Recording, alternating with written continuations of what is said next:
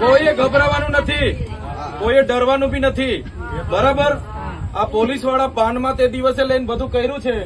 બરાબર, એ પોલીસ વાળાને બી કહીએ છે, જે દિવસે અમારો આદિવાસી સમાજ, અમે હજુ બી કહીએ છીએ, સંવિધાનમાં માનીએ છીએ અને સંવાદમાં માનીએ છીએ. જે દિવસે અમે લોકો કાયદો ને વ્યવસ્થા સાઈડ પર મૂકીશું, તે દિવસે તમારા અહીંયા સીઓબીઓ ને તમારા અહીંયા કોન્ટ્રાક્ટો બંટ્રાકો કોઈ નજરે નહીં પડે. એ પોલીસ વાળાને બી કહી દઈએ છે. તમે આજે દંડાથી પીવડાવવાની વાત કરતા હોય ને ભાઈ, ગોળી ભોળી મારવાની હોય તો બી આવી જજો, અમે તૈયાર છે તમારી હાથે લડવા માટે.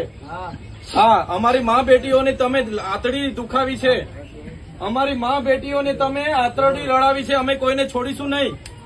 એ કાયદાકીય રીતે બી લડીશું ને ગ્રાઉન્ડ પર બી લડીશું. અને જો અહીંયા જે પણ અધિકારીઓ એમને બી કહીએ છે, બરાબર છે, મૂળ જગ્યા પર જો સરકાર ફરી આ દુકાનવાળાઓને અને આ ઘરવાળાઓને નહીં બાંધી આપશે ને, તો તમે જોઈ લેજો, આ સ્ટેચ્યુ ઓફ યુનિટી પર આવતા પ્રવાસીઓને પણ અમે બંધ કરી દઈશું. બધા આદિવાસીઓ છે એટલે તું હું સમજે છે? હે, નિર્ણય લે તું. હા, કાલે સમય માંગ્યો તો ને, સમય લઈને આવ્યા છે, બોલ. બધી ગોળ ગોળ વાત નહીં કરતું, બધી હોશિયારી ઉતારી દઈ હું હમણાં. એવું સમજતો નહીં. હા, હા, ડ્રાઈવરો બહારથી લાવીને, અમદાવાદથી ડ્રાઈવર લાવીને અહીંયા ચડાવે એટલે સમજે હું તું.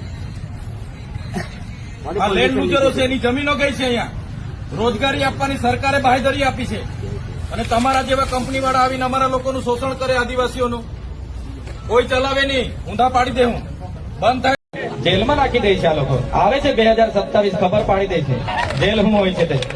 દાહોદ લોકસભામાં એ લોકોને ખબર પડી જોવી જોઈએ કે કોની સાથે પાલો પડ્યો છે. અમે ભરૂચ લોકસભામાં એ લોકોને ખબર પાડી દઈશું. રાતે 2 વાગે ઉઠે ને તો બી પાણી પીવું પડે ભાઈ. ચૈતરભાઈ ને હાથે પાલો પડે, રાતે માળા જપવી પડે, એવો પાલો પાડવાના છે અમે ત્યાં.